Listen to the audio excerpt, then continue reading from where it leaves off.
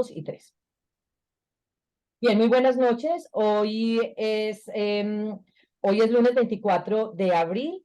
Son en este momento para mí las 8 de la noche. En Colombia deben ser las 7 de la noche. Un saludo muy especial para todas las personas que se están conectando con nosotros. Veo muchas personas de la maestría en innovación, iniciando con el profesor Alejandro Martínez, que es un honor que esté acá y que además pueda también complementarnos estos elementos que nosotros hoy vamos a entregar. Veo también compañeros de la maestría, veo también muchas personas de la comunidad de la cual nosotros hacemos parte y también por acá parte de mi familia que los invité porque este tema es bien especial, así que gracias John, gracias Andrés por estar acá, es muy importante para mí. Y Vale, en tanto pueda aprender su equipo y pueda retomar el audio, pues ya nos informará para que ella también nos dé un pequeño saludito. Entonces, me voy a permitir en este momento poner mi presentación, ubicar mi presentación para dar inicio a este taller. Si ustedes quieren, les invito inclusive para que puedan ir, si tienen a la mano agua. Me dijo Valentina que este será un conversatorio de aproximadamente 1 hora y media. Así que muy especial si ustedes quisieran también ir por agüita, si quisieran también además traer una hoja en blanco y un lápiz, porque vamos a hacer un ejercicio pues sería muy especial y lo pueden hacer en este momento para que lo tengan a la mano. Agua, lápiz y papel, por favor, mientras vamos instalando la presentación. También nos acompaña Andrea Monsalve, que es mi asistente, así que ella va a estar pendiente de todo lo que es la parte técnica. Y con ella, si necesitamos algo, también la tenemos acá con nosotros, Andrea Monsalve Bernal. Mil y mil gracias, André, por estar acá, por acompañarnos en esta noche de ideas. Vamos a mirar acá que nos permita conectar la presentación. A veces puedo pasar esto.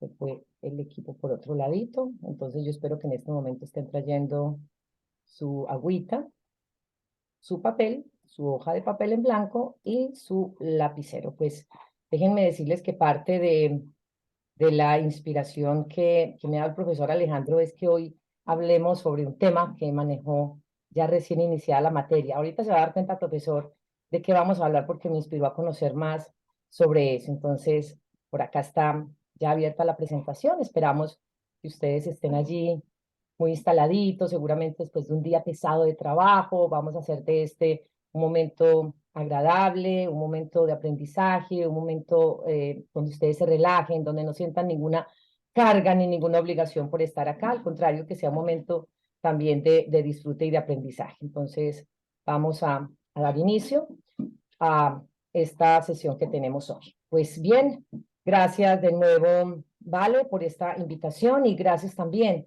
por crear esta comunidad llamada Psicólogos Emprendedores. ¿Y por qué me parece tan importante que empecemos hablando por este tema de los psicólogos emprendedores? Y se los digo de psicóloga a psicóloga.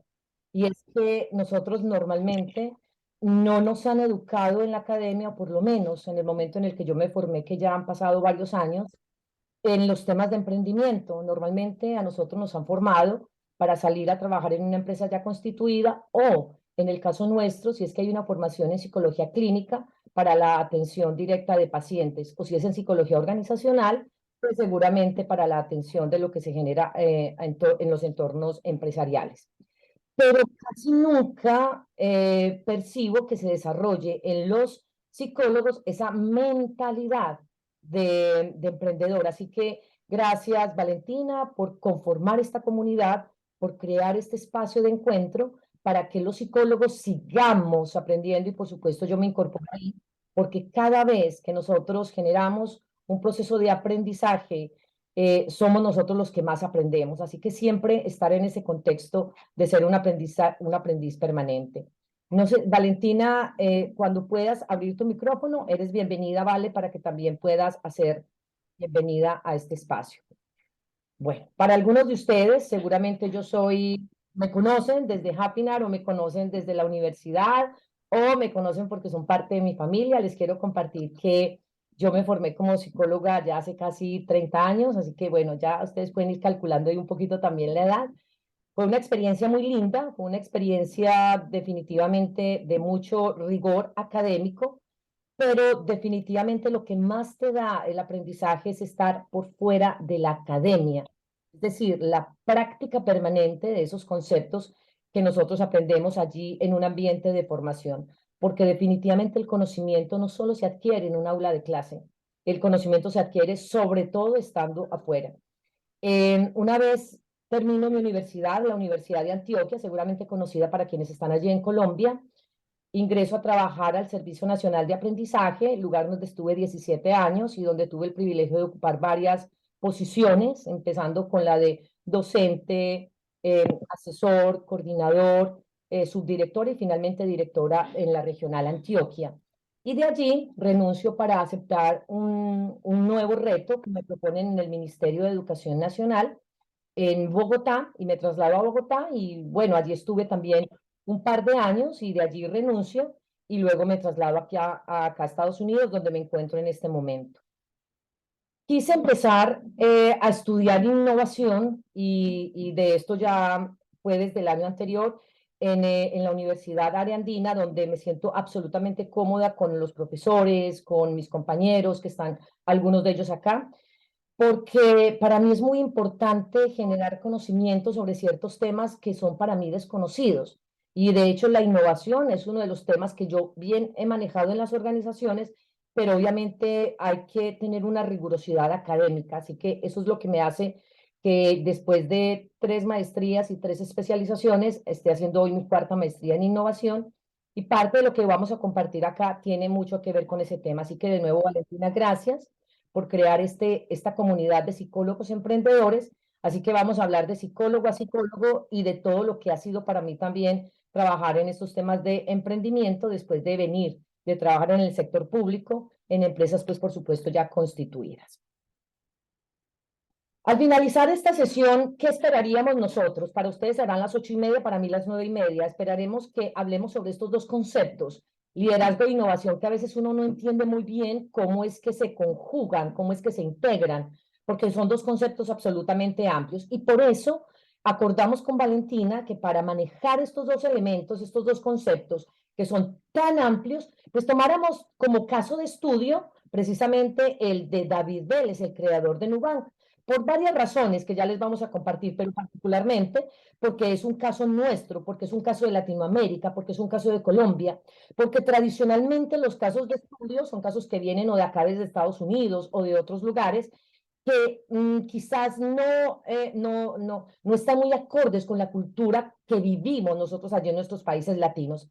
De allí que para hablar de liderazgo e innovación, tomamos como referencia este caso de David Vélez, creador de Nubank, y ahorita vamos a mirar qué tanto conocemos de este caso.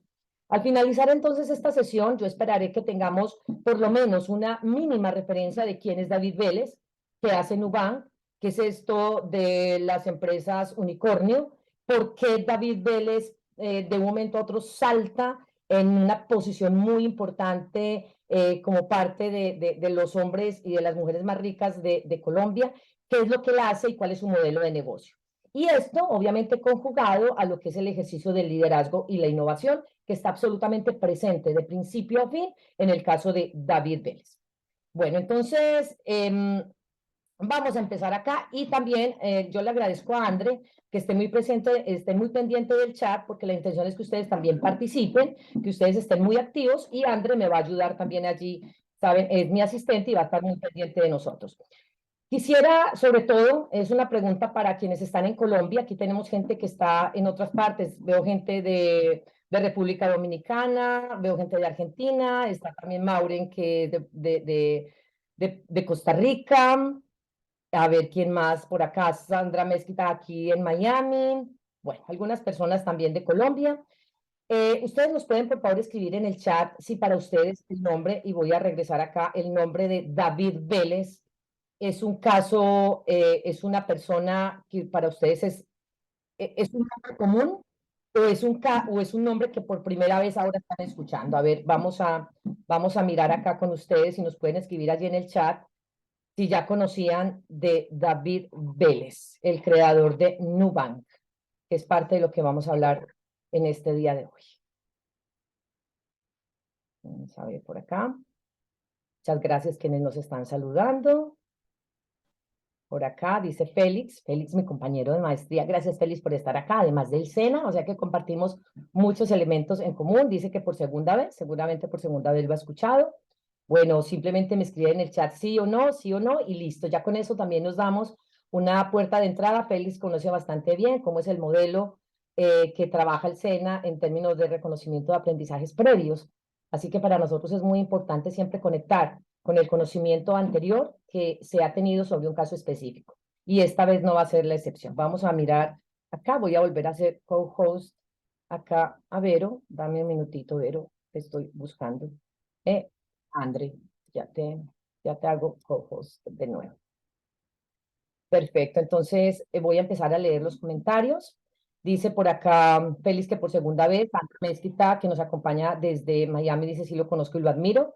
Humberto Rueda, que nos acompaña desde Colombia, un gran experto en temas de liderazgo. Gracias, Humberto, por estar acá. Dice, ya lo conocía, David Inubank. Perfecto. Vamos a mirar por aquí. Gabriela, que nos acompaña desde Argentina, dice, lo he escuchado, pero no conozco demasiado, me interesa mucho. Daniel Felipe Padilla dice, es la segunda vez y conozco Nubank. Muchas gracias. Laura Berríos, que nos acompaña desde Perú, dice que sí. Pues bien, muchas gracias. Y para quienes no lo han escuchado mencionar, no pasa nada. Es parte del ejercicio académico que estamos haciendo en esta noche de lunes. Así que voy a contarles por qué yo llegué a conocer a David Vélez. No lo conozco aún en persona, será parte de lo que quisiera hacer más adelante, pero ¿por qué me llamó tanto la atención lo que este señor está haciendo? Y me di el tiempo de empezar a investigar desde el año pasado qué es lo que hace David Vélez, que lo hace una persona tan exitosa. Esta pregunta es sobre todo, esta pregunta que viene sobre todo para los colombianos, y lo digo así porque, por supuesto, cada año Forbes entrega la lista de los hombres y las mujeres más ricas de cada país. Y Colombia, pues por supuesto, no es la excepción. A ver si para ustedes y también en el chat, por favor, para que estemos allí muy activos participando, ¿estos rostros para ustedes son familiares? Estoy hablando del año 2020, esta es la portada de la revista Forbes Colombia, donde aparecen 4 personajes que seguramente algunos de ustedes ya pueden lograr reconocer. Vamos a mirar si en el chat también nos pueden ir escribiendo, si estos rostros para ustedes son ya conocidos. Dice Valentina, sí, súper familiares. Vale, ¿ya estás acá y ya tienes audio? Dice Sandra Mezquita, los mismos de siempre. Así es. Año 2000, casi que uno miraba la portada, pueden seguir escribiendo en el chat, yo aquí lo tengo abierto. Casi que uno miraba la portada y uno no se llevaba ninguna sorpresa. ¿Por qué? Porque han sido los mismos que por tradición y por años han estado en el nivel más alto de la economía de nuestro país. Y entonces estas personas como Luis Carlos Sarmiento Angulo, como Jaime Gilinski, como Alejandro Santo Domingo o como Carlos Ardila Lule, pues se convierten básicamente en esas personas que nosotros por tradición hemos visto reflejadas en lo que tiene que ver con movimientos económicos, en particular por un país como el nuestro, Colombia. Así que no era nada diferente, simplemente, pues casi que en qué ha variado su fortuna de un año a otro, casi que era la única pregunta que uno se hacía, pero era absolutamente natural que cada uno de estos rostros apareciera presente apareciera presente en estas revistas cada vez que se hablaba de los hombres o las mujeres más ricas de Colombia. Sí, me dice que debo dar autorización para abrir el audio. Claro que sí, ya mismo, mi vale, que creo que ya nos va a hablar. Vale, te estoy buscando. Entonces, dame solo un segundito.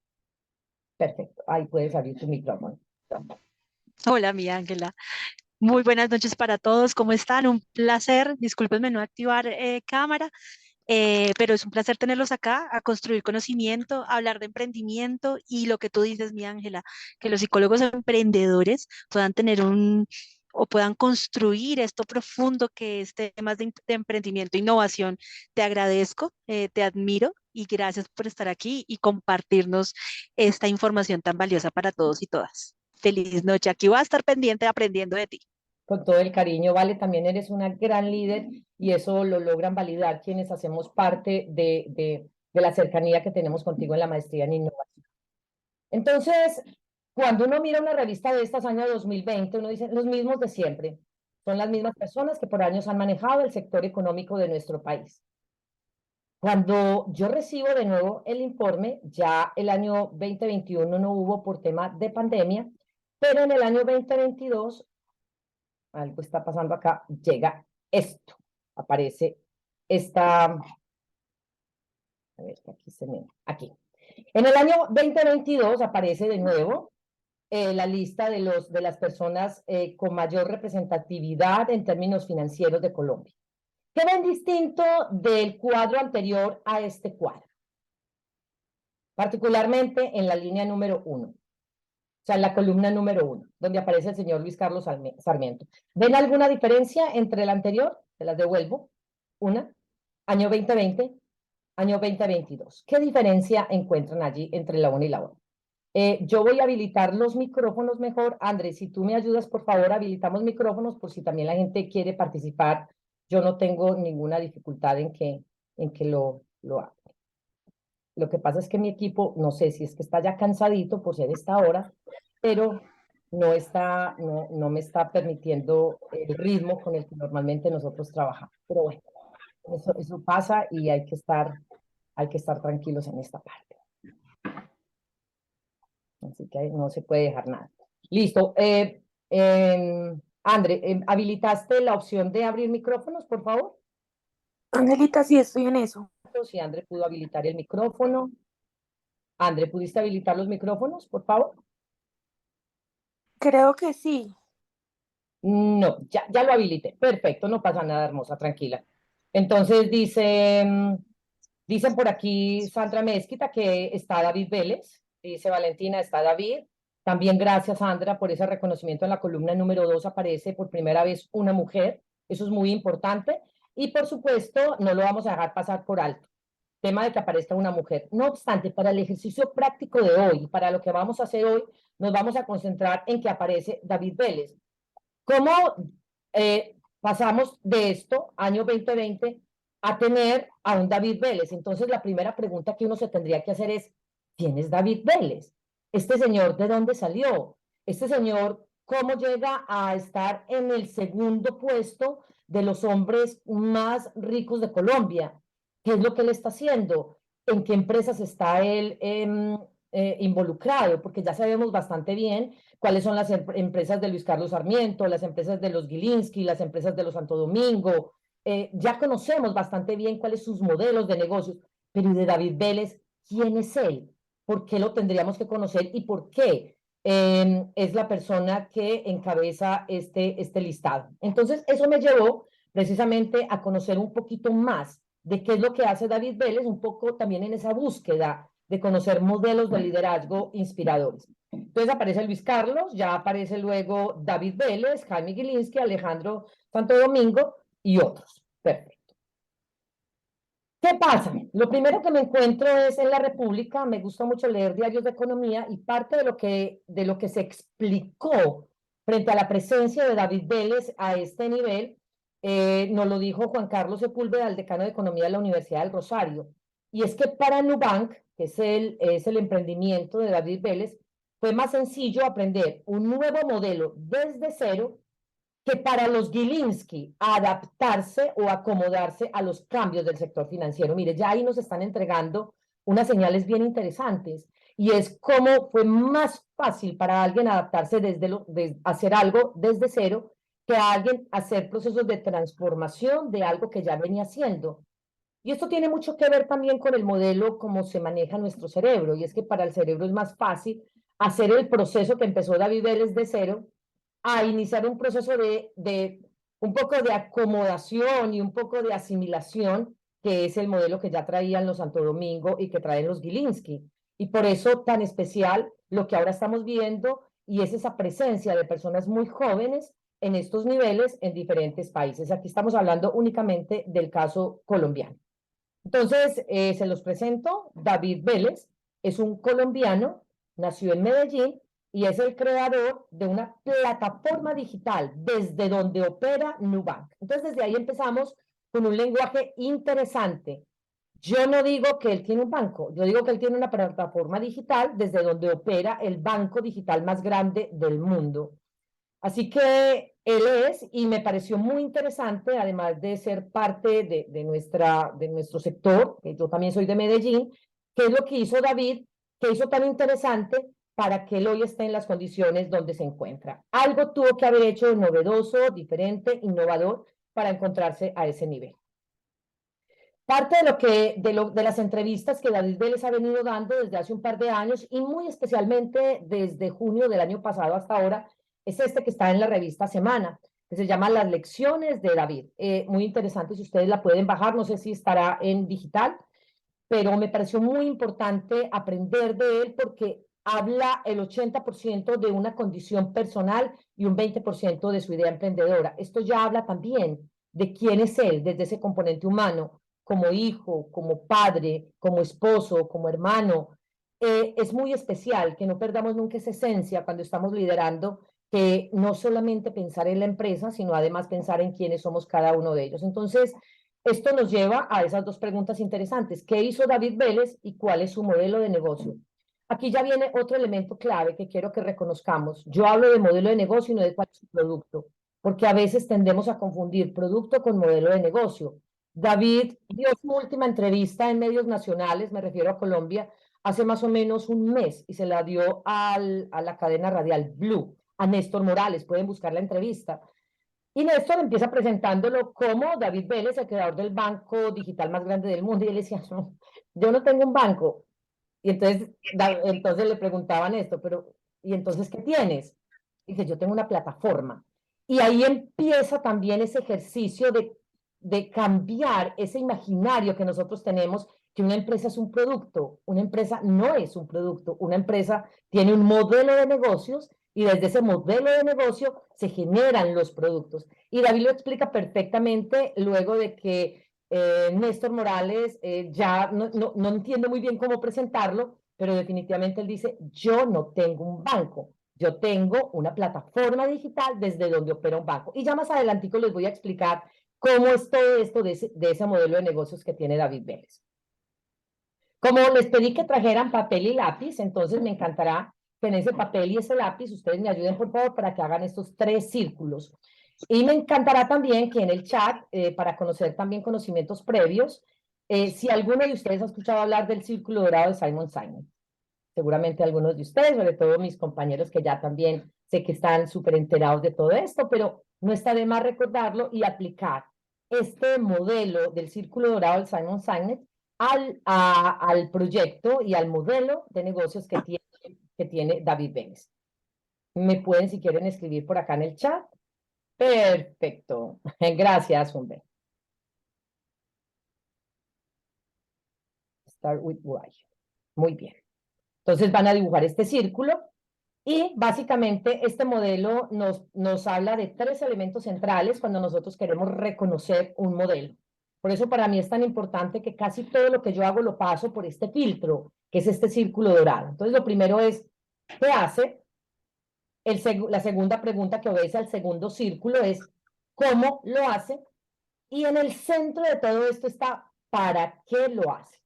Vamos a conocer también este modelo, lo vamos a combinar con lo que hace David Vélez para que nos dé cierta lógica y para que logremos entender mucho más, de manera más práctica, este proceso que lleva David Vélez desde hace un par de años. Entonces me encantará que en la hoja que tienen simplemente se queden con esos elementos, qué hace, cómo lo hace y para qué lo hace. ¿Estamos todos al día? ¿Estamos todos bien ahí?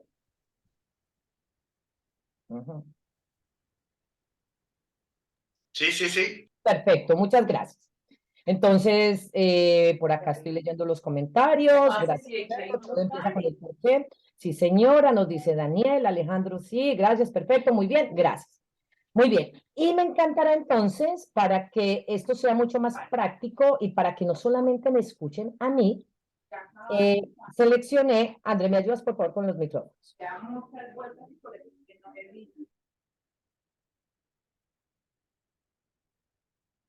Me encantará que ustedes puedan escuchar una entrevista que dio David Vélez, que para mí se convierte en la entrevista que mejor resume lo que hace David, de todas las entrevistas que él ha dado, que han sido bastantes, algunas de ellas en Colombia y otras también en Brasil, que es el centro de operaciones de este banco. Y ahorita ustedes van a entender por qué Brasil y no Colombia, y por qué David Vélez es más conocido en Brasil, quizás en México, donde ya está teniendo presencia importante, y en Colombia apenas hasta ahora está llegando, qué es lo que está pasando en Brasil, y por qué él decide abrir este modelo de negocios en Brasil y no en Colombia, que es su tierra. Muy bien.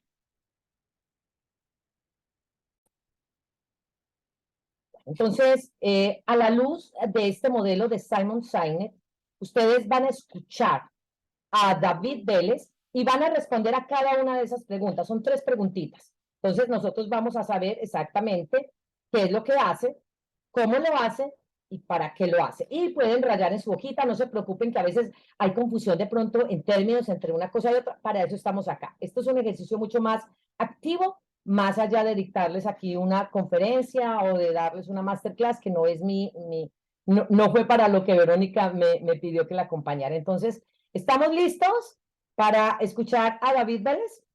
Esperemos que sí. Y muchas gracias. Entonces, 20 minutitos para que escuchemos qué es lo que resume su modelo de negocio. La historia de Nubank comienza como muchas historias ¿Me confirman que se está escuchando? Que conocemos de empresas que surgen de básicamente un problema. Uno se ve como un consumidor y siendo latinoamericanos, siendo colombianos, creo que todos han pasado por momentos diarios de increíble frustración. Desafortunadamente en nuestros países, en nuestras ciudades, las cosas no funcionan tan bien como deberían. Y la trayectoria de nosotros, de cualquier consumidor, es llena de dolor diaria. Es simplemente salir de la casa, coger un bus, coger un transporte, ir al banco, coger un celular, ir a un hospital. Es impresionante cómo si uno se pone a pensar y se abstrae del día a día la cantidad de puntos y frustraciones que nosotros como consumidores vivimos. Y la idea de Nubank viene simplemente de ese punto. Yo soy colombiano, vengo de una familia de emprendedores. Por mucho tiempo en mi carrera siempre me pregunté, siempre quise emprender. Estuve muy alerta a oportunidades de emprendimiento. Había pasado bastante tiempo pensando y estudiando este sector de servicios financieros. Y una tarde, allá en Sao Paulo, siendo migrante en Sao Paulo, fue a abrir una cuenta en banco. Y empezó una de las experiencias más dolorosas que yo he tenido en mi vida. Tuve que entrar a una agencia bancaria, entré por una de esas puertas blindadas que realmente, usualmente hay 2, 3 guardias armados y policías que lo ven a uno como un criminal. Como tenía mi celular y mis llaves en mi bolsillo, empezaron a sonar alarmas. Llegué a estar atrapado como si estuviera básicamente encarcelado en esa agencia. Tuve que volver a salir, dejar mi mochila en un locker afuera de la agencia, volver a entrar, hacer una fila de 30 minutos. Finalmente pude hablar con alguien, con el gerente, como lo llaman en Brasil, de la agencia. Ese gerente me trató pésimo, una actitud increíblemente arrogante, básicamente tratando de hacerme un favor de abrir una cuenta bancaria.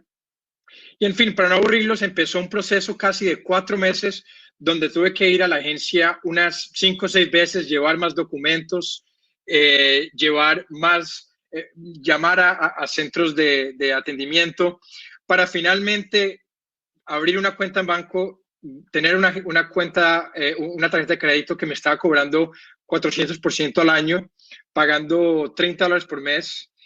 Y al final de ese proceso no podía entender cómo era posible que la gente estuviera pasando por ese tipo de 400% al año, pagando $30 por mes. Y al final de ese proceso no podía entender cómo era posible que la gente estuviera pasando por ese tipo de experiencia. Y eso se suponía en Sao Paulo, en una de las agencias bancarias que trata a un tipo de consumidor de una renta más alta. ¿Cómo era la experiencia de los otros consumidores bancarios en Brasil? ¿Cómo era posible que la gente estuviera soportando este tipo de trato? Así que esa frustración, que yo creo que muchas veces frustraciones nos llevan en un círculo muy negativo, me llevó tal vez en un círculo muy positivo a pensar, ¿por qué es que nadie está haciendo algo diferente? ¿Por qué si 5 bancos son dueños de esa industria y la gente está soportando ser tratado de esa forma, nadie esté compitiendo contra esos bancos? ¿Es una oportunidad gigantesca de emprendimiento o es una completa locura? Así que con eso, y si pueden pasar a la próxima slide, empezó un proceso de pensar, bueno, tal vez sí hay una oportunidad aquí y cómo crear una mejor experiencia bancaria para esos consumidores. No solamente para los consumidores que tenían cuentas bancarias, pero más los 60 millones de brasileños que no tenían cuentas bancarias. Y después de estudiar muchísimo el mercado, de ver lo que estaba pasando en esa industria, en 2013 en Brasil, el crecimiento en smartphones, en celulares era enorme, la penetración de Internet. Brasil ya eran los mayores consumidores del mundo en YouTube, en Facebook, en WhatsApp, en Twitter, en Instagram. Fui cruzando los puntos y llegando a la conclusión de que existía una gran oportunidad de crear un banco 100% digital. Primero que todo, enfocándose en la experiencia del consumidor, que claramente ese era la gran diferenciación, ese era el gran dolor que los consumidores brasileños estaban teniendo.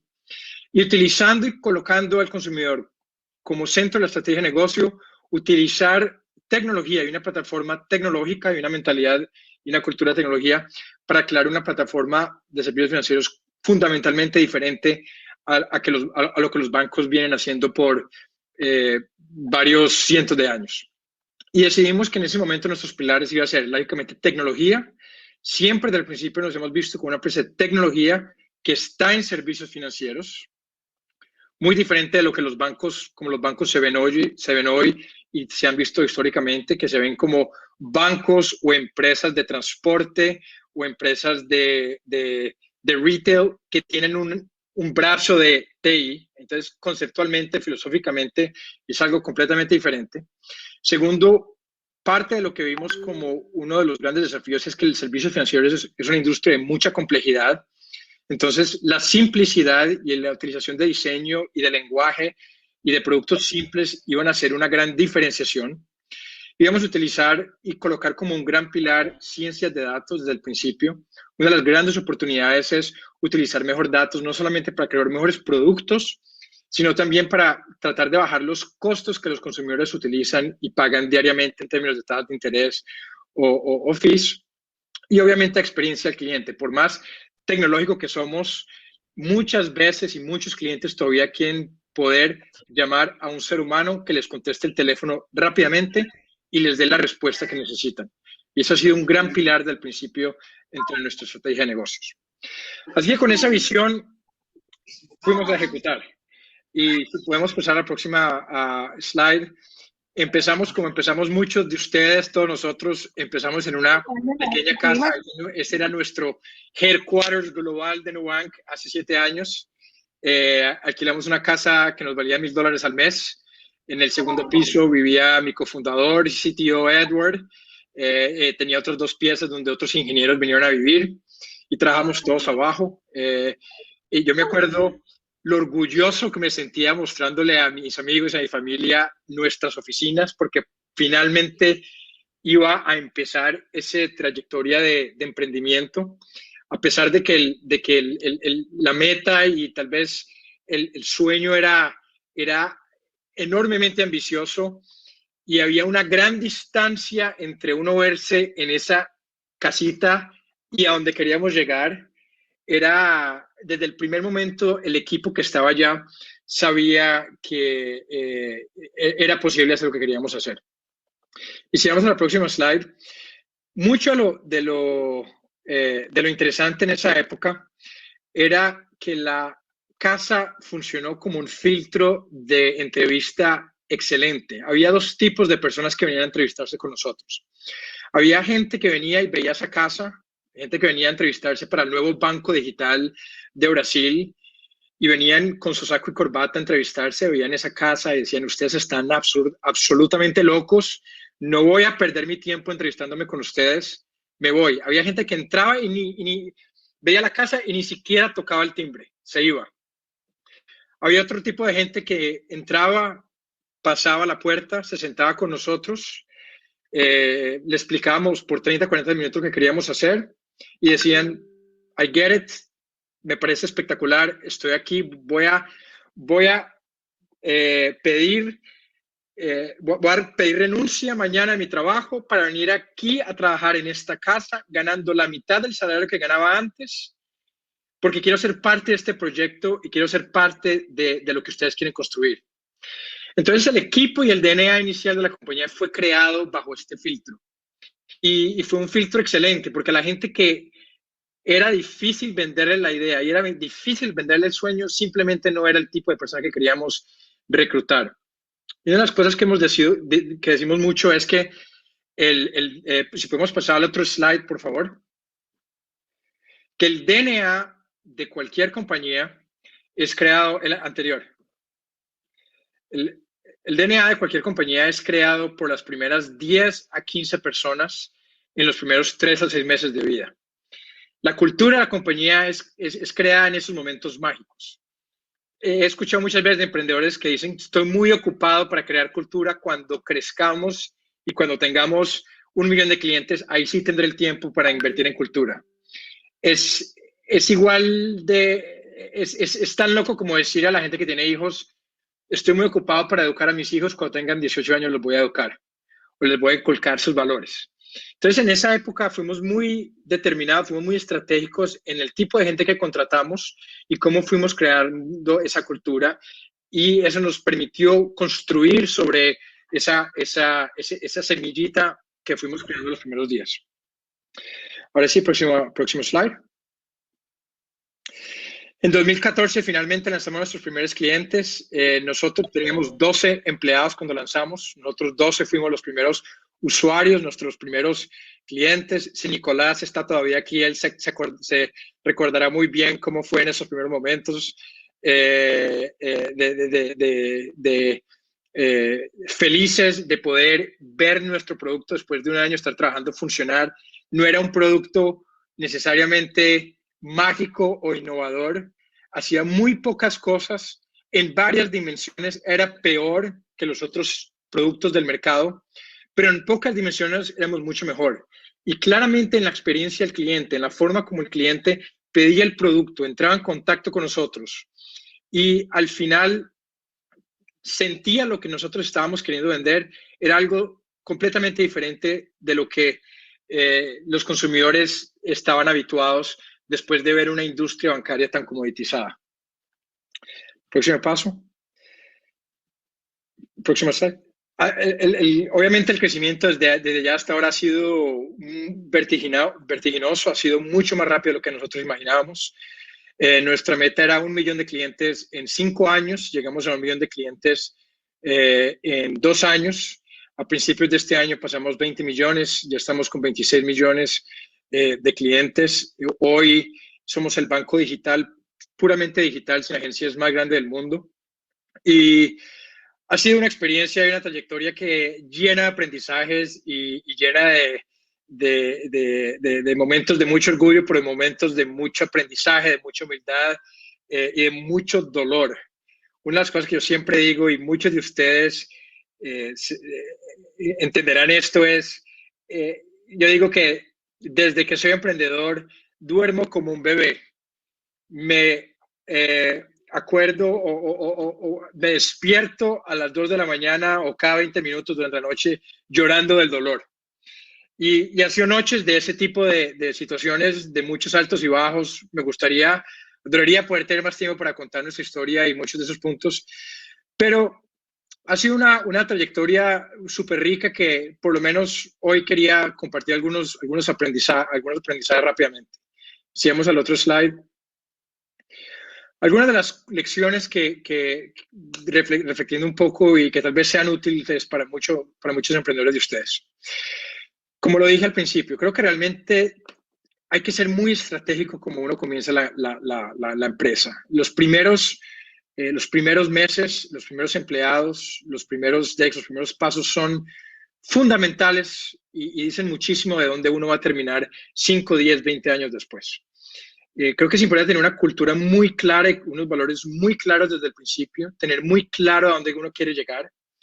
Yo siempre digo que teníamos un deck de nuestro pitch deck de Nubank para inversionistas y tenía otro pitch deck de nuestra cultura para los primeros empleados. Y ese pitch deck de la cultura realmente hablaba de ese propósito, de lo que queríamos construir y de los valores culturales y de cómo íbamos a construirlo.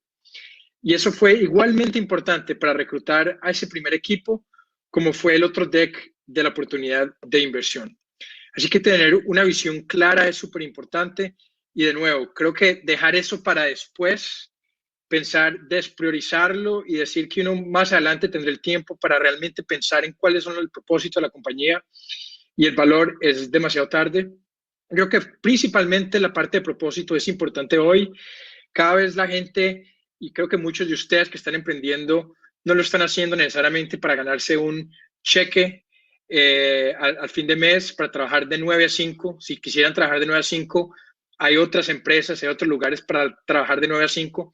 Todos nosotros generalmente estamos emprendiendo porque queremos una misión, queremos un propósito, queremos algo que nos despierte, que nos despertemos el día por la mañana y nos sintamos inspirados de ir a hacer el mejor trabajo de nuestras vidas. Y eso solamente pasa si tenemos un gran propósito que va mucho adelante del día a día de ganarse un cheque de 9 a 5. Así que tener muy claro ese propósito, no solamente para el emprendedor es importante, pero para reclutar a ese equipo inicial y después para escalar esa empresa es fundamental. Segundo, este punto es bastante contraintuitivo. Yo me acuerdo, antes de estar en Nubank, trabajé para Sequoia, un fondo de inversiones, y me acuerdo al menos en esa época de la cantidad de... en esa época, por ejemplo, el modelo de Groupon estaba en furor. Todo el mundo estaba haciendo el Groupon de Brasil. Llegó un momento donde habían 3,000 clones de Groupon. Llegó un momento que habían 3,000 clones de otras e-commerces que no tenían mucha diferenciación. Era muy fácil crear mucho estos modelos de negocios. Por otro lado, cuando empecé esta idea de Nubank, iba a la gente del mercado. Una de las cosas que más me llamaba la atención es que escuchaba de gente del mercado en la frase: es muy difícil. Es muy difícil crear un banco desde cero. Es muy difícil tener licencias regulatorias. Es muy difícil levantar capital para ir a competir contra las industrias más grandes de este país. Es muy difícil competir contra los bancos porque tienen décadas de datos y tienen mucho capital. Y la gente decía esa frase: es muy difícil, como si fuera malo. Esa frase es algo muy bueno, especialmente pensando en ese ejemplo de los 3,000 clones de Groupon.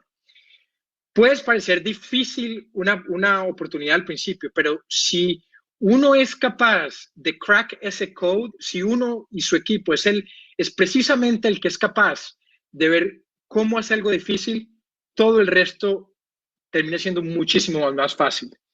Gente buena, la mejor talento, quiere hacer cosas difíciles, no quiere hacer cosas fáciles. Inversionistas como Nicolás quieren invertir en ideas que sean difíciles, no en ideas fáciles, porque por definición son barreras competitivas mucho más altas. Va a ser mucho más difícil competir, no va a ser tan fácil comoditizarlo.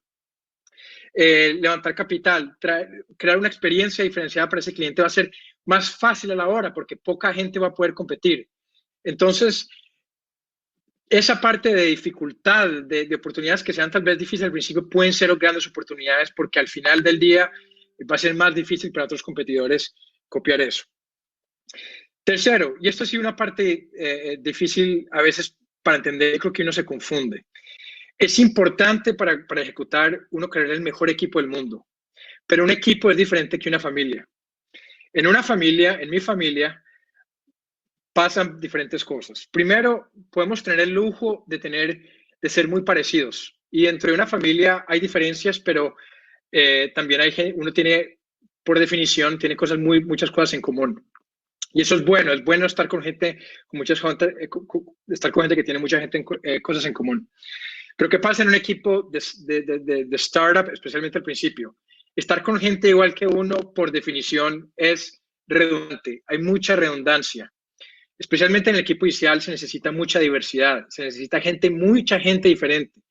Diversidad de todo tipo, diversidad de experiencias, diversidad de intereses, diversidad cognitiva. Por definición, un equipo tiene que tener diferentes piezas en el rompecabezas. y pensar un poco que uno va a traer amigos para trabajar con uno y que todos van a ser iguales, es como decir que vamos a montar una selección Colombia solo con arqueros, o solo con defensas, o solo con un tipo de jugador que puede hacer cierto tipo de cosas, pero no puede.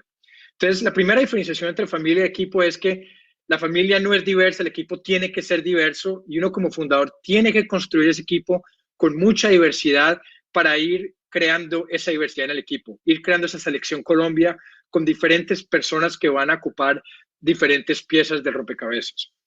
Segundo, por más mal que me lleve yo con mi hermana, yo nunca podré despedir a mi hermana. No pasa, en la familia no es. Son lazos fuertes, lazos familiares, donde siempre estaré con ella. Un equipo en una startup es diferente. Si soy el equipo de Chicago Bulls, necesito los mejores jugadores jugando ese juego 24 horas 7. Si algún de esos jugadores no está, por alguna forma, no está funcionando, yo le debo al resto de mis jugadores, le debo al resto de mis inversionistas, le debo a mis clientes poner a ese jugador, sentarlo en la banca y traer a otro jugador a que vaya a jugar el partido. Así que, y eso fundamentalmente es diferente. Nuestra meta es tener a la mejor gente jugando ese partido diariamente. Y al final es precisamente porque queremos encantar a nuestros clientes que necesitamos a nuestros mejores jugadores jugando ese partido diariamente. Así que en varias razones, y esto lo he escuchado mucho con emprendedores, debería traer a mi amigo para trabajar conmigo. ¿Dónde está la lealtad? Si llega un punto en que ya una persona no está funcionando en el equipo, lo debería sacar, lo debería no sacar. Es negocios, no es familia, y son dos cosas bastante diferentes a la hora de escalar y de crear una empresa. Cuarto, es importante pensar que la cultura tiene que evoluir con la escala. Los valores y el propósito no necesariamente. ¿Qué significa? Al principio, cuando estábamos en esa casa, nosotros hablamos mucho de todos nos conocíamos entre nosotros, éramos una tribu. Yo sabía lo que le pasaba a todo, sabía el nombre de todas las personas, conocía a la familia de todas las personas. Cuando llegamos a 2,000 personas o a 100, a 500, 2,000, eso ya no es posible. Y he escuchado mucho a medida que hemos escalado de personas que dicen, pero ya no conozco a la gente, pero ya ni sé lo que la persona al lado mío está haciendo. Y sí, son sentimientos donde uno tal vez extraña esos momentos iniciales de la compañía. Y está bien extrañarlos, pero uno tiene que darse cuenta que escalar, hay cosas que se tienen que evoluir y cosas que tienen que cambiar dentro de la forma como uno escala una compañía. Pero hay cosas que no tienen que cambiar. Esos valores y ese propósito, al menos para nosotros, cuando yo hablo de los 5 valores que tenemos en Nubank y nuestro propósito, dentro de esos valores, ese fue con el cliente, dentro de ese propósito, la idea de llegar a liberar a más de 100 millones de personas en Latinoamérica de la complejidad de servicios financieros, esos valores son tan reales y tan auténticos hoy como lo eran hace 7 años. Entonces hay que tener en cuenta qué cosas tienen que cambiar de la cultura y qué cosas no tienen que cambiar. Y lo que tiene que cambiar, el cambio no es necesariamente malo. El cambio tiene que evoluir. Una de las preguntas que teníamos siempre al principio era, la gente me preguntaba, ¿nuestra cultura se mantiene a medida que estamos creciendo? Y existía mucho miedo de la gente de que la cultura cambiara a medida que estábamos creciendo. Y era una pregunta que yo por años pensé. Y hoy he llegado a la conclusión que la cultura sí tiene que cambiar. Y no solamente cambiar, tiene que evoluir, tiene que mejorar. La cultura tiene que mejorar, tiene que cambiar para positivo a medida que la cultura va escalando. Y ese es un punto importante. Cambiar, llega un punto en que uno empieza a sentirse resistente al cambio. La compañía empieza, especialmente si es una compañía que ha tenido algo de éxito, empieza a resistir el cambio, empieza a crear inercia organizacional. Y nosotros como fundadores tenemos que quebrar esa inercia, porque el momento en que el éxito nos lleva a crear inercia, a crear resistencia, es el momento donde realmente la capacidad de innovación deja de funcionar. Así que ese punto es importante, la cultura tiene que vivir. Y finalmente, siempre hablo de que hay 2 tipos de startups. Hay startups que están en el negocio de correr los 100 metros libre, un sprint. Hay otras que están en el negocio de correr una maratón. No hay una mejor que otra. Si uno le pregunta a un corredor de atletismo cuál es mejor, no hay ninguna mejor, son diferentes carreras. Lo importante es saber qué tipo de carrera uno está creciendo, porque dependiendo de la carrera que uno va a correr, uno va a tomar decisiones estratégicas completamente diferentes. ¿A qué me refiero? En nuestro caso, desde el principio, sabíamos que no era posible cambiar la industria bancaria latinoamericana en 2 años, o en 3 años, o en 4 años. Que estábamos embarcándonos en una misión que iba a durar décadas. Era algo claramente, en mi cabeza, por ejemplo, era una gran ventaja ver que era un proyecto lo suficientemente grande, porque cuando uno tiene algo grande suficiente puede tener la paciencia cuando uno tiene un horizonte de plazo tan largo, puede darse el lujo de soñar grande. Cosas grandes no ocurren de la noche a la mañana. Entonces, si mi carrera iba a ser una maratón, ¿qué significa crear una maratón? Que va a crear una cultura empresarial, primero, que va a tratar a la gente que está corriendo maratón. ¿Qué significa? No puedo poner a la gente a trabajar 24 horas, 7 días a la semana. La gente, los seres humanos, podemos hacer eso 3, 4 meses. Más de eso, probablemente todo el mundo se quema. Y no quiero quemar a mi gente, no quiero quemar a mis equipos. Eso no significa que hay momentos, hay sprints dentro de la maratón. Y es importante acelerar en ciertos momentos. Viene un competidor, tenemos una meta, tenemos un deadline, hay que acelerar, hay que tener agresividad y poder acelerar en la maratón. Pero fundamentalmente, no puedo crear una cultura que maltrata a su gente, porque esa gente va a salir de aquí a 12 meses, de aquí a 24 meses. Y si uno está tan enfocado en reclutar la mejor gente, necesitamos crear un ambiente donde la gente se va a sentir confortable y cómoda para estar aquí por los próximos 10, 20 años, dado que es precisamente esa la carrera que estamos corriendo. Por otro lado, hay startups que están en el negocio de acelerar y hacer un sprint. Yo como emprendedor quiero emprender, quiero hacer esto por 3, 4 años, voy a vender la compañía para otra gran empresa y después iré a hacer algo más. Hay otra segunda fase. En ese caso es diferente. En ese caso no se necesita necesariamente ese tipo de preocupaciones. Así que es importante, volviendo al primer punto, dentro de la cultura y el propósito, tener bien claro cuál es el tipo de carrera que uno va a correr y si es una maratón y si es un propósito grande que requiere una maratón, crear una estrategia y una táctica que va a ser muy consistente con esa sueño y con ese propósito. Así que estoy sin tiempo más, creo que me pasé varios minutos de lo que podría hablar. A todos ustedes realmente les deseo, quiero darles las felicitaciones por el momento en que están, por emprender, independientemente del momento, si están empezando o están más adelante. Es una tarea de muchísimo orgullo. Construir y resolver problemas para miles o millones de personas es un gran privilegio. En nuestros países, como lo decía, las oportunidades están en todos lados, porque solamente ver por qué la gente se queja, y nuestra gente se queja todo el día, todas esas quejas son grandes oportunidades, y especialmente en Colombia somos gente, emprendedorismo, que está ahí para reportar.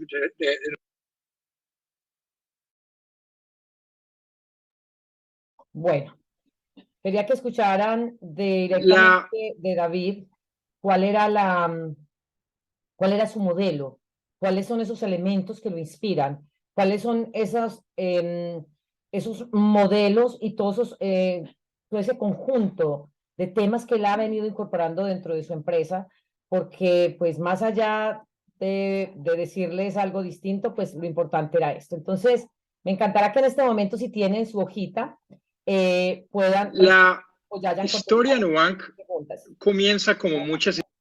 Y puedan responder a esas 3 preguntas que les planteamos, y voy a volver a poner acá en este círculo dorado de Simon Sinek. ¿Qué hace la empresa de David Vélez? ¿Cómo lo hace? ¿Y para qué lo hace? En la medida en que le estaba hablando, la intención era que ustedes pudieran ir resolviendo estas 3 preguntas. ¿Alguno de ustedes quisiera compartirnos cómo respondió a estos 3 elementos? Aquí no se trata de si lo hicimos bien o no. Se trata de que compartamos y que estamos en un proceso de aprendizaje. Pueden abrir su micrófono si gustan y podemos hablar sobre este asunto. ¿Qué hace Nubank? ¿Cómo lo hace y para qué lo hace? ¿Quién se anima?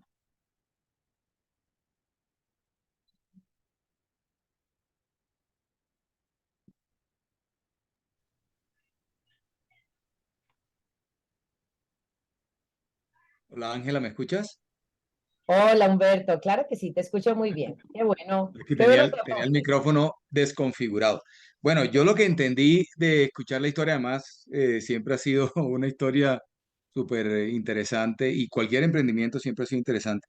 Ujú, Pero aquí veo que él tiene una empresa financiera, o sea, de servicios financieros de base tecnológica, que ese sería como el que él como que quiso ofrecer simplicidad, una experiencia diferente, y apoyado precisamente en la tecnología y en el Big Data, en los datos, digamos.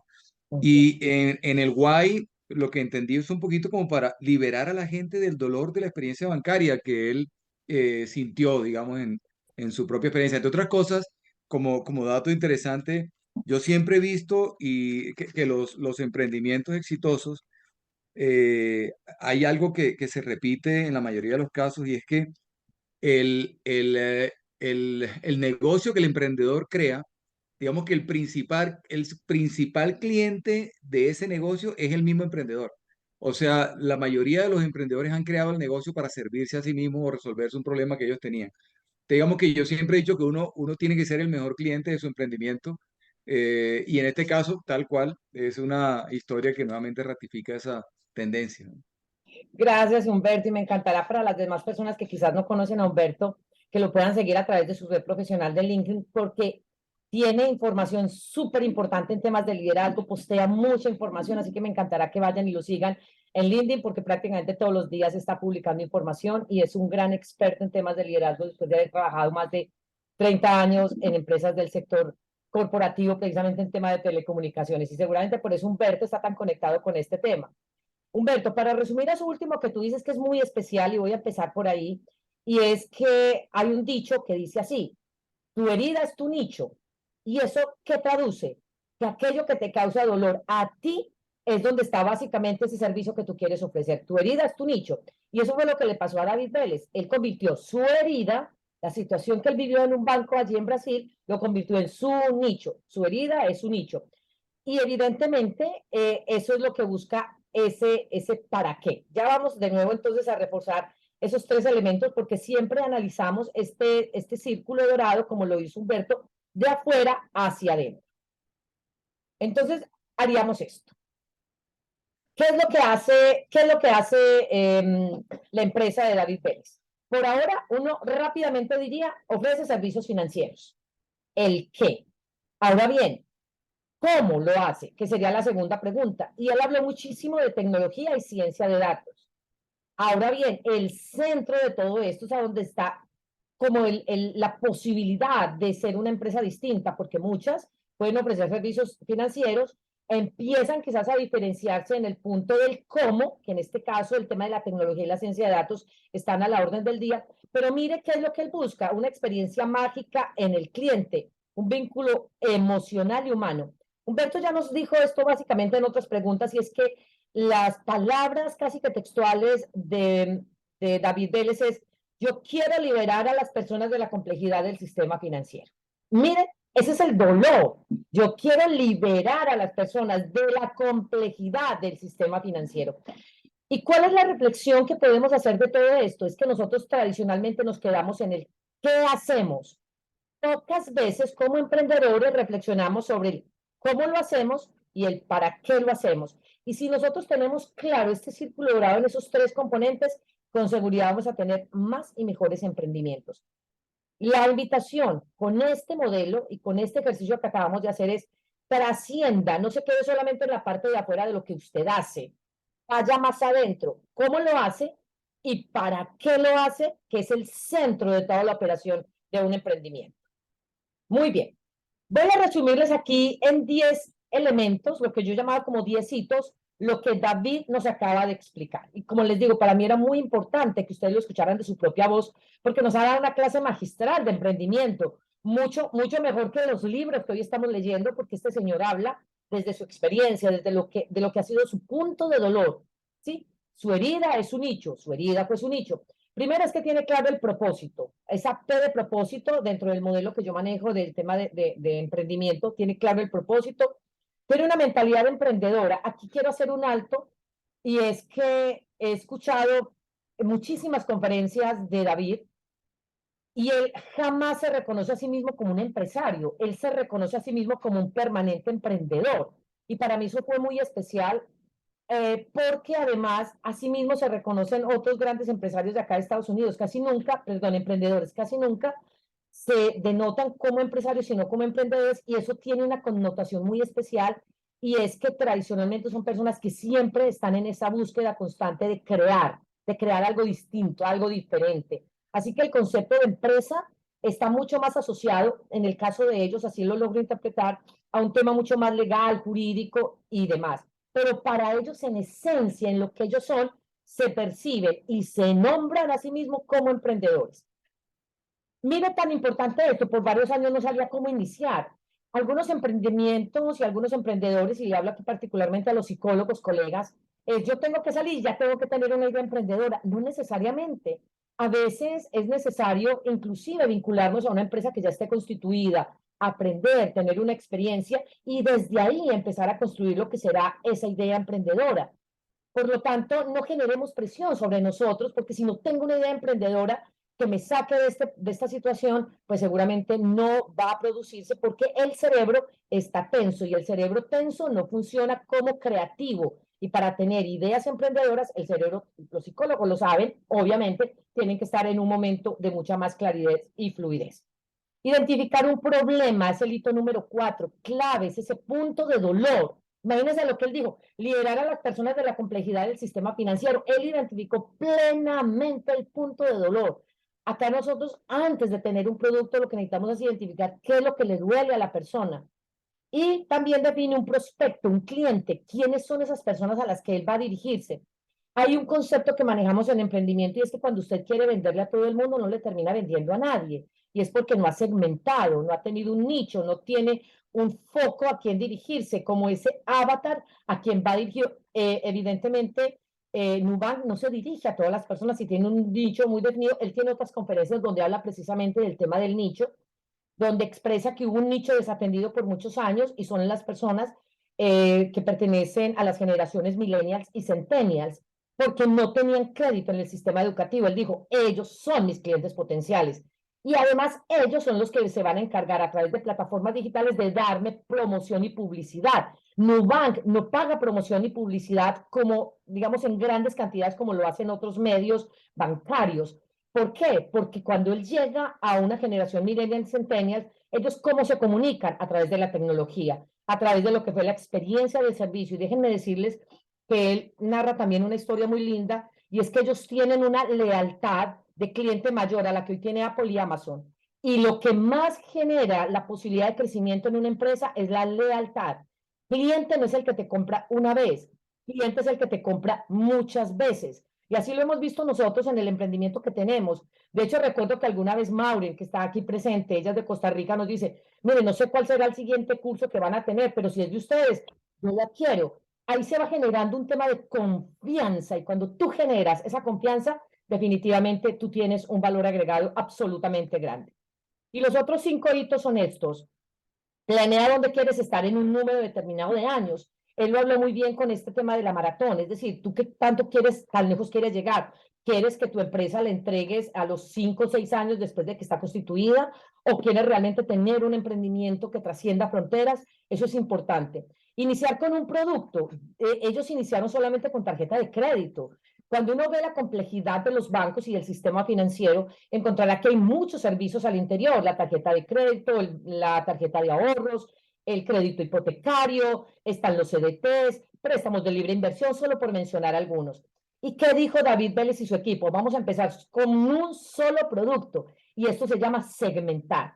Volvemos a lo mismo: si tú quieres venderle a todos, no le terminas vendiendo a nadie. Cuando tú seleccionas muy bien ese producto y a quién va dirigido, pues definitivamente ya tienes una claridad muy importante. Nosotros hablamos de una triada, que es la que manejamos en el modelo, que es el propósito, el problema y el prospecto. Cuando tú tienes claro propósito, problema y prospecto, lo demás que tiene que ver con el producto, que tiene que ver con el posicionamiento, con las políticas, con los partners, con la promoción y demás, pues se va dando. Esa base es fundamental. prospecto, tenemos que hablar de, primero, el propósito, el prospecto y el problema. Incorpora tecnología, obviamente el tema de las plataformas. A veces los psicólogos, no sé cómo estarán hoy los pensum en las universidades, y mal haría yo en desconocer que hoy están trabajando muchísimo en el tema de plataformas digitales, porque es donde nosotros hoy tenemos que enfocarnos necesariamente. Se rodea de los mejores, crear comunidad es fundamental también para crear este nivel de confianza, que es lo que nosotros llevamos haciendo hace un par de años.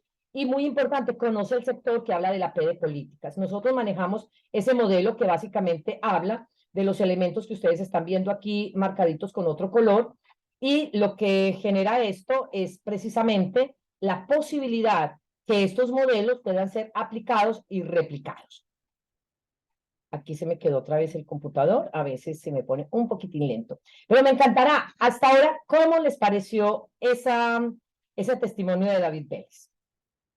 Vamos a ver, pueden también abrir su micrófono, y aquí recogiendo los elementos centrales que él nos entregó en ese conversatorio que hizo. Este es un conversatorio de hace más o menos 2 años. Para ese momento él hablaba de 27 millones de personas, hoy son más de 30 millones de personas los que tienen en Nubank. Vamos a ver, si quieren pueden ir participando. Vamos a mirar acá, hay algunos comentarios que voy a empezar a leerlos. Dice Sandra, le da acceso digitalmente a un servicio financiero a bajos costos y con impacto social grande. ¿Cómo lo hace? Con una plataforma digital en tiempo real y buen cliente. Dice John, gracias John por estar acá. Espérenme un segundito que acá me dice que me va a cerrar. Dice, ¿qué hace? Administra capital. ¿Cómo lo hace? Plataforma tecnológica. ¿Para qué? Para facilitar el servicio. Muy bien. Sandra nos dice, para dar acceso a los que no tienen una marca fácil, rápida, segura e inclusiva. Y Blanca Martín nos dice, hago contenido educativo para lograr mejoramiento de salud mental de las familias. ¿Cómo lo hago? Marcando la diferencia frente a otras visiones psicológicas. ¿Y para qué lo hago? Para generar transformación en otros y en mí misma, y para continuar aprendiendo continuamente. Gracias, colega Blanca, que por acá nos puso su modelo del círculo dorado. Gabriela dice, súper interesante e inspirador. Y dice Maureen, excelente aprendizaje. Gracias, profe, que nos pone unas manitos aplaudiendo. Y dice Daniel, es interesante y lo que Nubank se ha fortalecido en la pandemia. Claro, es que además es saber leer ese contexto. Entonces, esas P que nosotros manejamos en nuestro modelo de propósito, de problema, de prospecto, de planeación, de producto, de plataforma, de partners y de política, que están debidamente integrados y organizados para que puedan funcionar de manera correcta. Entonces, básicamente nos dice, en una de las últimas conferencias que dio David, es que Nubank es una plataforma tecnológica que agrupa el banco digital. Entonces, empecemos por ahí, que es que él no se define desde un producto, él se define desde algo mucho mayor, que es esa plataforma tecnológica, desde donde hoy tiene integrado este banco digital. De hecho, en la entrevista que les mencioné hace un momento, que me encantará que la conozcan, que la hizo Blue Radio con Néstor Morales, él dijo, es que es una plataforma tecnológica que hoy está entrando en otros niveles de productos, por ejemplo, el marketplace, o está entrando también al tema de los bitcoins. Mire que no es un banco, es una plataforma tecnológica. Hasta ahora uno como que empieza a encontrarle sentido a todo esto que David Vélez está trabajando. Entonces estamos hablando, por supuesto, de a ver si para algunos este concepto de la fintech es un concepto familiar. Me encantará si de pronto están allí también en el chat, porque lo que nos dice es que brinda tarjetas de crédito mediante una experiencia digital sencilla y rápida. Miren esos dos componentes. ¿Qué quieren hoy los millennials? ¿Qué quieren hoy los centennials? Estas dos generaciones. Que todo sea básico, simple, sencillo y ya. Ya, o sea, a un millennial no se le puede caer la señal porque, por supuesto, entra en una crisis.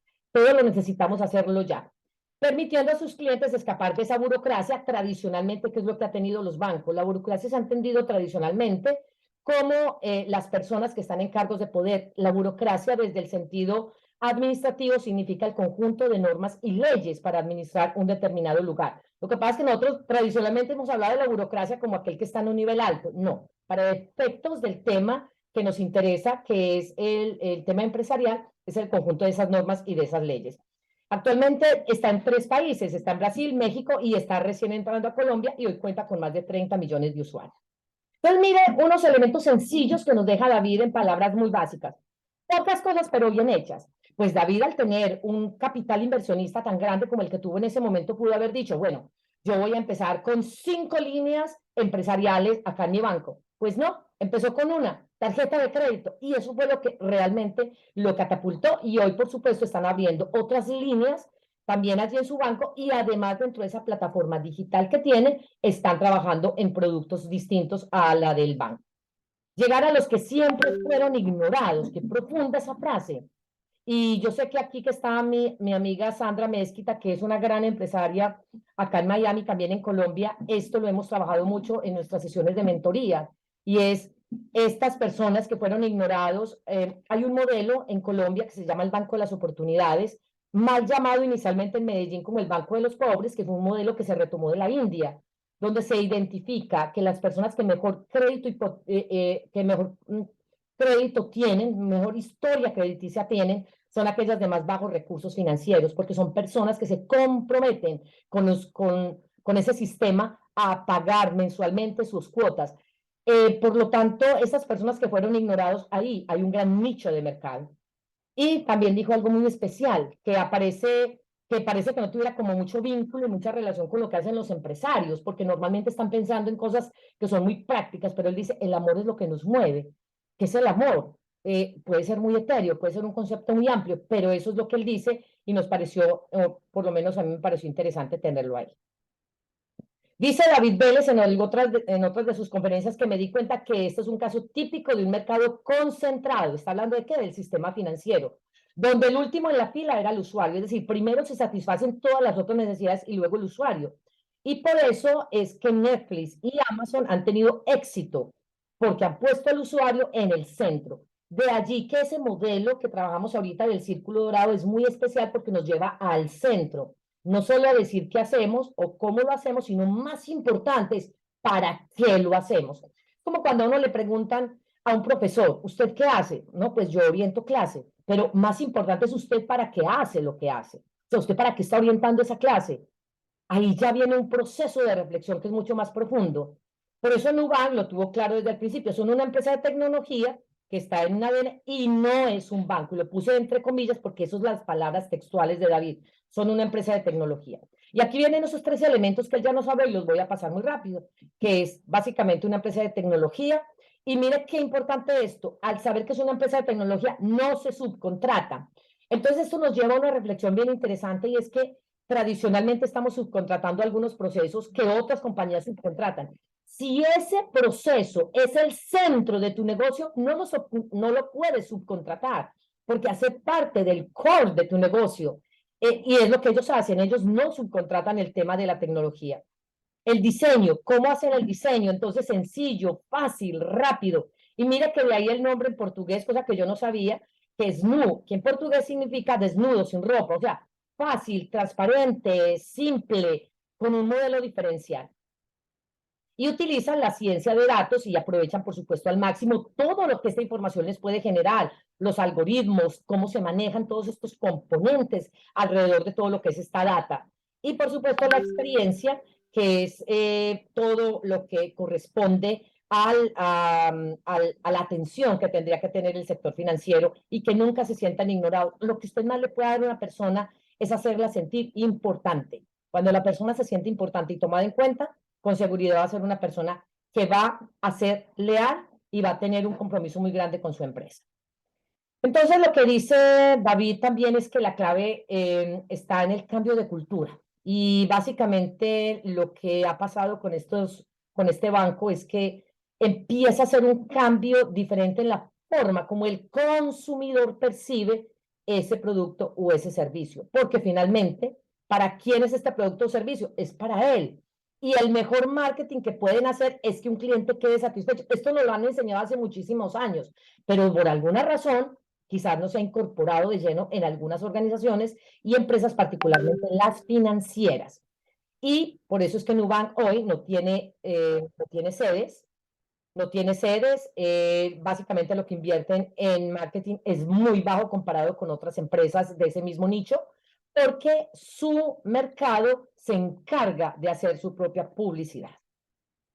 Y ya vamos para la parte final, porque espero que haya sido pues de interés. Y vamos a juntarlo con este pedacito que me parece interesante porque además, pues también nuestro profe ya nos ha venido hablando, además es nuestro profe de emprendimiento, de qué son las empresas unicornio. ¿Alguna de ustedes, si pueden abrir el micrófono, ha escuchado hablar de las empresas unicornio?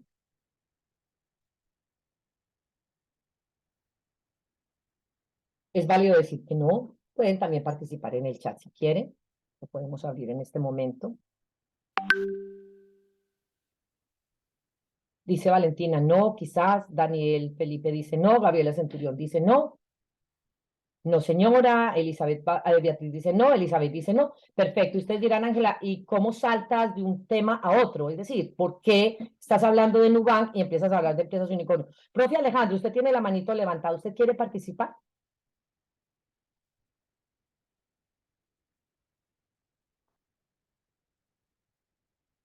¿Puede habilitar? ¿Usted puede habilitar? Si, vamos a ver, ¿será que no se puede? Creo que no. Ya, ahora sí, profesor, si quiere abrir el micrófono. Hola Ángela, ¿cómo estás? Hola, profe, qué alegría que esté con nosotros. No, pues cómo iba a perder esto, está muy bueno, te felicito, me alegra verlo. Bueno, pues realmente yo ya sé lo juiciosa que eres y lo estructurada.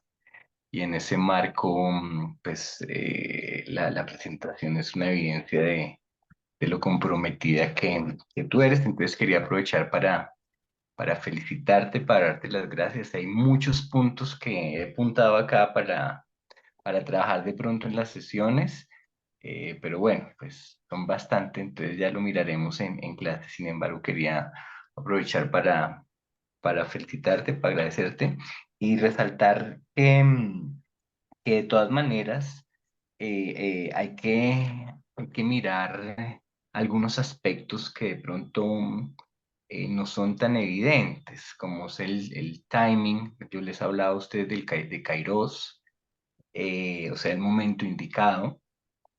Y aquí hay varias referencias a, no sé, la estrategia del Océano Azul, por ejemplo. Ahí hablan de cultura, ustedes saben todo lo que me apasiona trabajar esas temáticas. Entonces quisiera básicamente resaltar que hay que mirar no solamente lo que él plantea, sino también el contexto, porque es muy relevante. Y ahora que vas a hablar de las empresas unicornio, pues eso sí darían para temas, sobre todo porque la caída en inversión de capital privado pues es muy fuerte. Pero bueno, eso era lo que quería como aportar. Y te agradezco nuevamente mucho a ti, a Valentina, y bueno, pues ya conversaremos con más profundidad esos temas y bueno, qué chévere ver. Gracias, profe. También estuvo con nosotros el año pasado en otra materia y es un excelente maestro. Así que gracias por esa referencia que nos haces. Y sí, intentamos aprovechar al máximo esta formación que estamos teniendo en esta maestría en innovación. Así que vamos para esta última partecita porque encaja perfectamente con lo que está haciendo David Vélez. Y vamos a mirar entonces qué es esto de las empresas unicornio, que básicamente las referencias que tienen no son muchas, pero para eso estamos acá precisamente. Pues bien, este es un concepto que fue acuñado desde hace 10 años por una capitalista de riesgo, Eileen Lee, y se habla de la startup unicornio, y precisamente se habla de unicornio, además se llama como se llama mi perrita, que se llama Unicorn, porque al igual que esta criatura mitológica, dicen ellos, es muy raro que pueda nacer una empresa como esta, pero no es imposible. Entonces vamos a mirar qué es esto de las empresas unicornio, pero muy importante que ustedes supieran de dónde venía el nombre, porque eso también ya nos va dando como una connotación. O sea, es muy extraño que puedan existir empresas que tengan y que cumplan con unas condiciones que ya les voy a decir cuáles son, pero no es imposible que existan. Entonces, básicamente son 5 condiciones. Primero, que sean emprendimientos de alto riesgo, que hayan iniciado antes, desde hace menos de 10 años, que no estén cotizando en la bolsa de valores. Esto es muy importante. Ahorita les voy a hacer una pregunta sobre esto. No haber sido comprada por otra compañía y tener, esto es clave, una valorización en el mercado de más de 10.000 millones de más de 1.000 millones de dólares. Entonces son 5 componentes: de alto riesgo, que tenga menos de 10 años, que no esté cotizando en la bolsa de valores, que no haya sido comprado por otra compañía y que tenga una valorización en el mercado de más de 1.000 millones de dólares. Así que son muy poquitas las empresas que se consideran unicornio, porque como este animal pues difícilmente a veces existen. Pero les quise traer este cuadrito, que fue el último que ha llegado, sobre los unicornios en Latinoamérica. Entonces, aparece Nubank acá en el primero. Esta tablita, esto es muy importante que ustedes lo sepan, esta tablita es de hace 2 años, pero ya les voy a decir por qué. Esto tiene un sentido. En Colombia hoy está Rappi, pero Javi, yo creo, profe, que ahí eso está un poquito lento, no sabemos cómo está todavía. El caso es que prácticamente Brasil tiene el 50% de las empresas unicornio y México tiene el 22% y el resto ya se distribuyen entre otros países. Colombia particularmente hoy podríamos hablar solamente de Rappi. ¿Dónde se encuentran precisamente estas empresas unicornio? En estos capitales de fintech, que son todo lo que tiene que ver con el mundo de la inversión en banca y las soluciones e-commerce. Básicamente ahí es donde están. Entonces vamos ya para cerrando. Aquí están estas empresas. Esto estamos hablando del año 2020. Estamos hablando de hace 3 años, pero esto tiene un propósito de por qué lo traje con este rango. En América Latina, fue Nubank, ocupaba normalmente los primeros lugares en... ¿Alguien tiene un microfonito abierto? Si Andrea me puede ayudar, por favor. Gracias. Ocupaba el primer lugar, o sea, además de que era una empresa unicornio, era la principal empresa unicornio en Latinoamérica. Pero vamos a mirar en el ranking mundial cómo estaba Nubank hasta hace un par de años, 2 años. Estaba en el lugar número 6 de todos los unicornios privados valorados en más de $1.000 millones, que es uno de los 5 elementos que tiene que cumplir una empresa para que sea considerada como una empresa unicornio. Está en el lugar número 6 a nivel mundial. Por supuesto, muchas empresas, la primera es de China y otras de Estados Unidos, Suecia, son las que aparecen allí en el ranking. Y Nubank aparece de Brasil porque fue el lugar de su fundación, Brasil y no Colombia. Ahora bien, ya con esto cerramos. Aquí tenemos entonces estas empresas del año 20 y quisiera a ver qué tanta atención prestamos ahorita a esos 5 componentes que tiene una empresa unicornio. Tenemos de este lado el ranking que se presentó de empresas unicornio en Latinoamérica del año 2020. Y de este otro lado, las empresas unicornio más valiosas de América Latina en el año 2022, más o menos desde el mes de junio del año 2022. Porque ya no está Nubank. ¿Qué pasó? ¿Qué pasó del año 2020 al año 2022? Se quebró, se acabaron no pudo permanecer más en el mercado, definitivamente no, llegó un momento donde dijeron esto no fue posible, como subió, cayó. ¿Qué pasó? A ver, aquí sí, y con esto vamos a terminar, porque así como somos de puntuales para iniciar, vamos a ser muy puntuales también para finalizar. Entonces, ¿por qué creen que si yo hoy busco las empresas unicornios más valiosas en América Latina? Estoy hablando de los últimos rankings, que es básicamente este que salió hasta hace 7 meses, porque ya no está Nubank.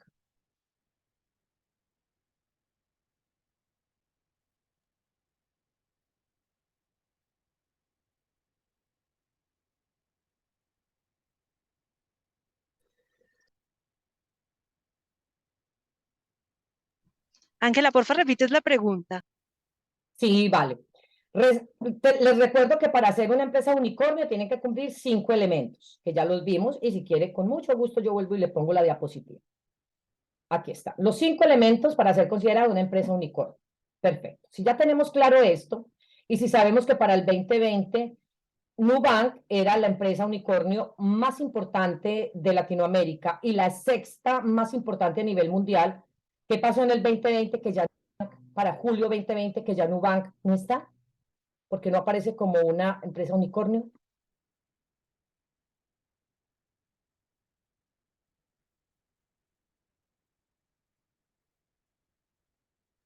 ¿Por consolidación de marca? Puede estar por ahí. Digamos que es como un caminito, pero todavía no. Bueno, les voy a decir. Yo les dije, presten atención al punto número 3. No Buenas. cotizar en la bolsa de valores. ¿Qué pasó con Nubank? Empezó a cotizar. Si empieza a cotizar, ya no es una empresa unicornio. Ya cumplió con lo que tenía que hacer como empresa unicornio. O sea, él ya está a otro nivel. va más arriba. ¿Cuándo entró a la banca de valores Nubank? ¿De pronto sabe? A finales del 2021.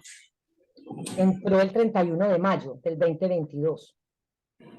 Y seguramente con todo el trámite, puede ser que tengamos 2 fechas, está bien, pero miren lo importante de esto y es qué pasa con estas empresas unicornio. Ya hoy no aparecen, no porque se hayan acabado, algunas puede que sí, pero particularmente en este caso es porque ya entra en bolsa de valores y ya no cumple con uno de los 5 requisitos que hay para ser empresa unicornio.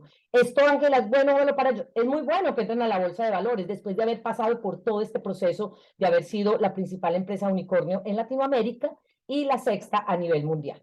Pues básicamente era eso, muy importante que ustedes me hayan escuchado, esta era la preguntita entonces que habíamos hecho. Y si quieren, de pronto tenemos 2 minutitos por si alguien quisiera hacer alguna reflexión final. Por acá estaba John Jairo diciendo, me llamó mucho la atención, somos un equipo, no una familia, bien. Y dice, inversión en bolsa, muy bien yo, eso es por la inversión en bolsa, porque entró a la bolsa de valores del 31 de mayo del año 2020. Porque rompió récord, indudablemente rompió récord, mi Sandrita, y hoy va hacia arriba. ¿Alguien quisiera darnos un mensaje final de qué se dio cuenta hoy? De pronto nos sentamos aquí 1 hora y media, el tiempo es el recurso no renovable por excelencia, así que mi responsabilidad, y como todos los maestros, es que si nos sentamos 1 hora, 10 minutos o 2 horas en un lugar, es que realmente hayamos generado algún proceso de aprendizaje. ¿Alguno de ustedes quisiera contarnos hoy rápidamente qué aprendió? ¿O de qué se dio cuenta? Hola, buenas noches. Hola, Beatriz. Bueno, pues desafortunadamente estaba con paciente entre tarde, pero me llamó poderosamente la atención algo y es que un solo objetivo pero bien hecho. Y estamos como en el momento de estar organizando un plan y teníamos varios y teníamos como varias líneas en donde vamos a empezar a desarrollar ese plan que se ha venido desarrollando y madurando después de cumplir 3 etapas de una propuesta, y me llamó mucho la atención eso. Entonces, ¿cómo centrarnos y cómo, aquí la pregunta sería, cómo elegir el prioritario si son varios servicios, si todos son sociales y podrían generar un impacto grande? Somos nuevos en ese escenario, entonces, ¿cuál sería pues como esos señalamientos a tener en cuenta, Ángela? Beatriz, lo que nos dices es muy especial porque básicamente resume la cultura latina. Y es que nosotros queremos hacer de todo al mismo tiempo. Y básicamente lo que uno tiene que aprender es pocas cosas, pero bien hechas. Uno que porque hace mucho, y me pasa a mí todo el tiempo, yo soy parte de esa cultura, creo que porque hago muchas cosas las estoy haciendo bien y no necesariamente. Beatriz, ¿qué me ha funcionado a mí? Y puede que también funcione contigo. Y es, una vez tengas claro ese propósito, el tuyo, y hayas definido ese problema y ese prospecto, ese problema te va a llevar a identificar qué es lo prioritario, en dónde tienes que poner primero ese foco de atención. Así lo hizo David Vélez, y es, dentro de todo el mundo de servicios que tiene una banca, él identificó que el mayor problema es que las nuevas generaciones, millennials y centennials, no estaban teniendo acceso al sistema financiero vía tarjeta de crédito. Entonces él se enfoca ahí porque ese es el problema mayor, es el que más gente puede convocar, es decir, es donde el mayor nicho de mercado puede haber. Entonces, Beatriz, cuando tengas esa triada entre propósito, problema y prospecto, ahí te va a ir definiendo exactamente cuál será la primera ruta. Y eso no significa, Beatriz, que tengas que dejar de lado los otros. Es decir, una vez tengas posicionado ese, luego vienes e incorporas el otro segundo problema que hayas identificado o el tercer problema. ¿Me hago entender, Beatriz? Sí, señora, claro que sí. Entonces, te pediría un favor enorme, dado que no logré estar en toda la presentación y escuchar tan maravillosos aportes que no son del campo de mi experticia, porque soy más clínica, más investigadora, más docente, ¿cierto? Entonces, no sé si van a compartir la grabación. Claro, Beatriz, con mucho gusto. Y me identifico contigo, Beatriz. Yo también soy una psicóloga como tú, donde estos temas de innovación, de ciencia, de tecnología, de nicho, de mercado, esto no estaba conmigo, pero hay que aprenderlos, Beatriz. Es muy necesario que nosotros los psicólogos también tengamos esta formación porque no es solamente la atención a un cliente en la parte clínica, es todo lo que antecede y precede a ese momento. Así que felicitaciones por estar acá. Por acá voy a leer también una frasecita que dice Gabriela desde Argentina, me llevo esta frase, tu herida es tu nicho. Gabriela, esa frase me encanta y después podemos hablar más sobre ello porque ahí hay un nivel de profundidad increíble. Humberto Ruedas de Colombia nos dice, para innovar, enamórate del problema y no de tu producto o servicio. Beatriz, aquí también Humberto te está dando una clave y es, nosotros normalmente decimos, ay, pero es que yo quiero tanto lo que yo hago. No, hay que enamorarnos del problema, así como lo está advirtiendo en este momento Humberto. Y Andrés, desde Colombia, nos dice, me llevo 2 frases para mi proceso, pocas cosas pero bien hechas y usuarios en el centro mejorando su experiencia. Mil gracias, Andrés. Y John Jairo también tiene la manito levantada, así que le damos a él la última intervención. Hola, Angelita, buenas noches. Muchas gracias, Angelita, por el espacio. Angelita, yo de todas maneras quedo con una duda precisamente en la frase que él ponía, la tercera, y decía, somos un equipo, no una familia. Para mí fue muy duro escuchar eso. Precisamente Simon Singh en un video de TikTok que habla por qué grandes líderes hacen sentir a la gente segura. Él habla que las empresas son como una familia. Incluso Simon Singh dice, nadie echaría a su hijo de la casa porque está en una mala condición económica. Sino que aquí ahorita nos mencionaron fue todo lo contrario. Yo creo que todo esto tiene que ver mucho con la cultura, creería yo. Era eso. Bien, y ese es un tema que no termina de ser controversial. Les presento, John es mi hermano, así como Andrés también es mi hermano, y yo he querido también que estén acá porque los dos tienen toda esa mentalidad emprendedora, así que muy especial también el acompañamiento de mi familia. Este es un tema que no termina de ser controversial y tendremos, y seguramente aquí no vamos a tener una respuesta única de si Simon Sinek que es además un gurú en el tema del liderazgo y quien creó todo el Círculo Dorado, tiene la razón, u otros grandes líderes que están hablando en este tema, pero la explicación que da David tiene mucho que ver es con esa posibilidad de trabajar desde las diferencias al interior de un equipo, no solo desde las similitudes, sino desde las diferencias. Yo me quedo sobre todo con ese elemento clave que él mencionó en términos de familia. No sé si toca también un poco con nuestra cultura latina, donde a veces entonces pasa esto, puede ser que sea el retrato de nuestra sociedad. El hijo mayor tiene una empresa, el hijo menor no ha encontrado empleo por ciertas razones y la mamá le dice, póngala a trabajar en la empresa en lo que pueda. Esto no se convierte realmente en una posibilidad de que la empresa crezca, al contrario, puede convertirse en un punto de inflexión para la empresa, donde definitivamente por acompañar a la mamá, por decirle a la mamá sí, le doy empleo, pues lo que termina es haciendo situaciones que no son muy santas dentro de la organización y casos como esos vemos todos los días. Entonces yo creo que la invitación es un tanto también a separar esos elementos de aquello que emocionalmente a veces nos nubla para poder tomar decisiones. Creo que yo me quedo quizás con eso, entendiendo que es un tema un tantito controversial, que a mí también me tocó en el momento en que lo escuché de él. Pues bueno, a todos ustedes decirles mil gracias por haber estado en este espacio, por haberme dado lo más valioso que tienen, que es su tiempo, y además decirles que aparte de la grabación, yo acordé, vale, que les vamos a regalar este libro que se llama Mujeres, Emprendimiento y Felicidad, donde está todo el modelo de liderazgo que les mencioné rápidamente hace un momento a través de las 10 P's. Muchas de ellas las maneja David Vélez, casi que yo dije, este señor fue que se copió de mi modelo o qué pasó. Nada de eso, esto es jocoso. Obviamente no, y me encantará algún día tener la oportunidad de verdad de conocer a este señor, hablar con él. Y pues bueno, a todos ustedes mil y mil gracias. Por acá la gente está también agradeciendo y va a quedar la grabación porque estos son contenidos que hay que ver más de una vez, más de una vez. Y uno va sacando siempre sus propias conclusiones. A mis compañeros de la maestría, gracias por estar acá, me honra mucho con su presencia. A mis amigos de Happinar, gracias por estar acá. A mi profesor Alejandro, gracias, es un honor que me haya permitido hablarle. Y también, por supuesto, a mi familia, que saben que los amo. Y pues bueno, muchas gracias. Por acá unos mensajes muy lindos. Y sin más que decirles, pues les deseo que tengan una gran noche y vamos a dejar, por supuesto, la grabación. A Vale, gracias por considerar que podía aportar un poco de valor a esta gran comunidad de psicólogos emprendedores. Un abrazo. Y bueno, vale, ¿quieres decir algo? No sabía si podías hablar, tenías el micrófono habilitado. Sí, mi Ángela, no queda más que agradecerte. Definitivamente eres una mentora, como es tu Instagram en las redes sociales, Ángela.mentora. Muchas gracias. Sé que para todos los psicólogos emprendedores estos temas son complejos, pero es algo que tenemos que retarnos y entenderlo.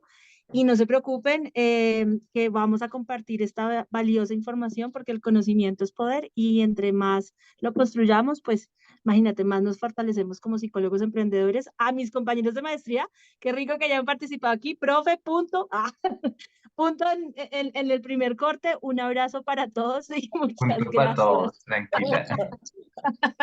Feliz noche, cuídense mucho. Divina, mi Vale, gracias a ti por la confianza y por supuesto seguimos trabajando en función de estos temas. Feliz noche y nos vemos pronto. Chao, chao.